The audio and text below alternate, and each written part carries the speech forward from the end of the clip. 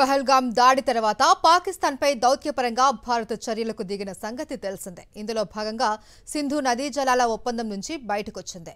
ఆ ప్రభావం పాకిస్తాన్పై ఆల్రెడీ పడింది. ఈ ఖరీఫ్ సీజన్లో పాకిస్తాన్కు వెళ్లే నీటి వాటాలో 21% కోత పడొచ్చు అని అంచనా వేస్తున్నారు. ఏప్రిల్ 22న పహల్గామ్లో జరిగిన ఉగ్రదాడి తర్వాత పాకిస్తాన్పై కఠిన చర్యలకు దిగింది భారత్. ఇందులో భాగంగా దశాబ్దాలుగా ఇరు దేశాల మధ్య అమలవుతూ వస్తున్న సింధు నదీ జలాల ఒప్పందం నుంచి బయటకు వచ్చేసింది. ప్రపంచ బ్యాంకు చొరవతో జరిగిన ఈ ఒప్పందం నుంచి తప్పుకుంటున్నట్లు విస్పష్టంగా ప్రకటించిన భారత్ చెప్పినట్టుగానే నదీ జలాల విడుదలను నిలిపివేసింది. ఆ ఎఫెక్ట్ పాకిస్తాన్పై ఈ ఖరీఫ్ సీజన్ నుంచే కనిపించనుంది. సింధు నదీ జలాల వ్యవస్థీకృత అథారిటీ ఈ మేరకు అంచనాలు విడుదల చేసింది. ఖరీఫ్ ప్రారంభంలో ఆ తర్వాత నీటి లభ్యతకు సంబంధించి Indus river system authority IRSC సమావేశమైంది.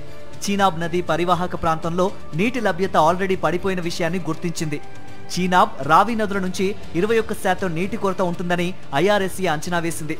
Salalah, Baglihar ఆనకట్టల్ని India మూసివేయడంతో పాకిస్తాన్కు వెళ్లే నీటి ప్రవాహం పూర్తిగా పడిపోయింది. పర్యాటకులు నది మధ్యలోకి వెళ్లి ఫోటోలు తీసుకుంటున్నారంటే పరిస్థితిని అర్థం చేసుకోవచ్చు.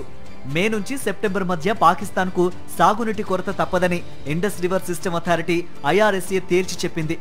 మరాలా, అఖ్నూర్లో ఇప్పటికే నీటి ప్రవాహం తగ్గిపోయిందని తెలిపిన IRSC ఇకపై రోజువారీ సమీక్షలు జరిపి సింధు నదీ జలాల నీటి లభ్యత వివరాల్ని అందిస్తామంటోంది. తాజా పరిణామాలతో భారత్ తన పంతం నెగ్గించుకున్నట్టయింది. ఇప్పుడు ఇదే వ్యూహాన్ని కిషన్ గంగా ప్రాజెక్టు విషయంలో కూడా అనుసరించాలని భావిస్తోంది. జల విద్యుత్ ఉత్పత్తి కోసం నిర్దేశించిన ఈ ప్రాజెక్టు నుంచి నీలం నదీ జలాలు పాకిస్తాన్కు వెళ్తాయి. జీలం నదికి ఉపనదిగా ఉంటూ జమ్మూ కాశ్మీర్లో ఎగువన ప్రవహించే నది ఇది. అందుకే జల విద్యుత్ ఉత్పత్తికి ఇది ఎంతగానో అనువైనది.